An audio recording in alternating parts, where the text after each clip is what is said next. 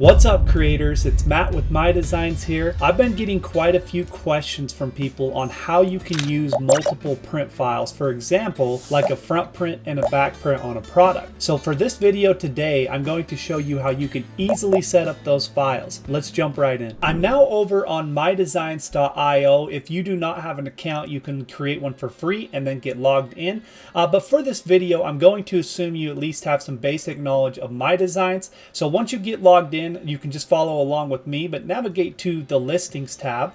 From here, you'll need to create a collection, which you can do by clicking this home button next to listings up here, and then just adding a folder, name it what you want, and click add new folder. As you can see, I'm in one called front and back print that I'm creating a YouTube video for. So at this point, all I need to do is upload my first file. So I'm going to click upload in the top right corner, upload files. And then from a second monitor, I'm just going to drag and drop a file over here and then click upload all and upload designs. So this is our first file we're working with. So as you can see, it's here.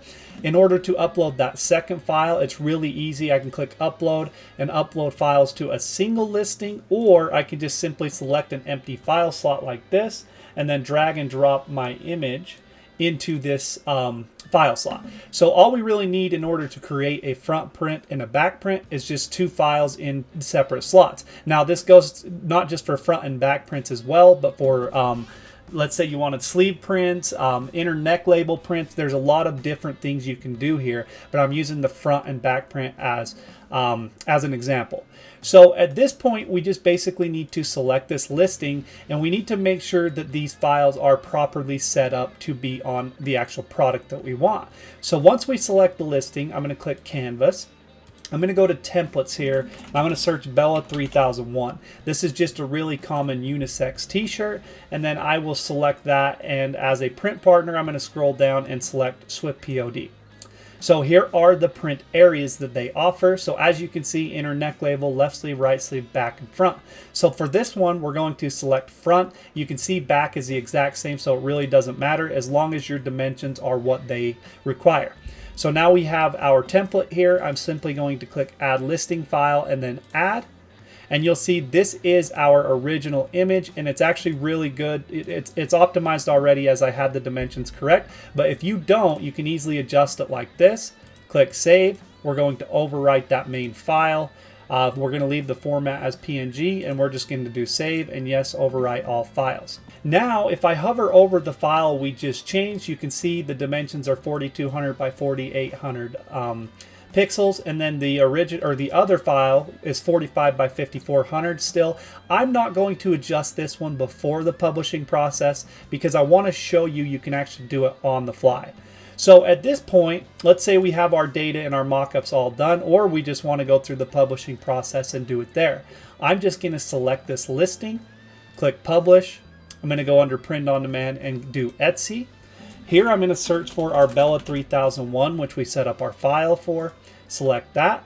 Swift POD is the partner we selected to go off of their guidelines. And then you can see we now have a Bella 3001 added as a product. Here are the print areas available. So to add a back print area for this, all we simply have to do is click this back. And then you'll see we now have front and back. So on the back area, we're going to click this drop down, and we're just going to change this to mockup 1. These file slots can be named whatever you want, just so you know. So don't get confused. It's not an actual mockup. It's our print file. So I'm going to select that.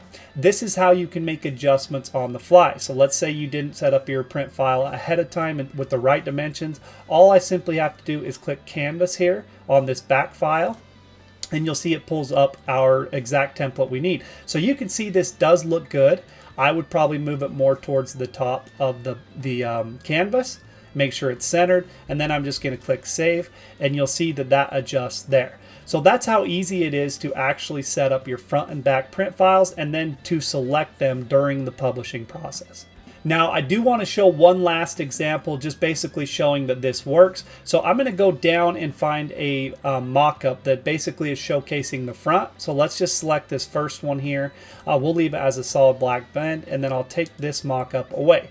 I'm also then going to add one more mockup, but this time I'm going to use a back print mockup. So you'll see it's here. We'll just simply select that again.